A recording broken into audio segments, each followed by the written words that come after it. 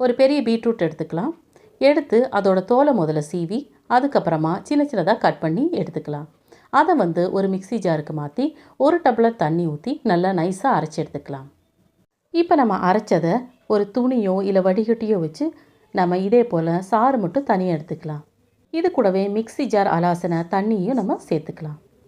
இதை நம்ம ஸ்டவ்வில் வச்சு நல்லா கொதிக்க வச்சு அதோட தண்ணி பாதி வர்ற அளவுக்கு நம்ம கொதிக்க விட்டுடலாம். பாதி வந்ததுக்கப்புறம் ஒரே ஒரு ஸ்பூன் சர்க்கரையே சேர்த்துக்கலாம். சர்க்கரை சேர்த்ததுக்கப்புறம் நல்லா கொதிக்க விடணும். அதுக்கப்புறமா நம்ம அந்த கரண்டி வச்சு இதே போல் நம்ம பேனில் பண்ணும்போது ஒரு கோடு மாதிரி வரணும். இந்த டைமில் நம்ம ஸ்டவ் ஆஃப் பண்ணிக்கலாம். ஆறுனதுக்கப்புறம் இன்னுமே கெட்டியாயிரும். அதை ஒரு சின்ன பாத்திரத்தில் மாற்றிக்கலாம். இதில் நம்ம சர்க்கரை சேர்த்து ஜெல் மாதிரி பண்ணியிருக்கிறதுனால ரொம்ப நாளைக்கு எடுத்து வைக்கலாம்.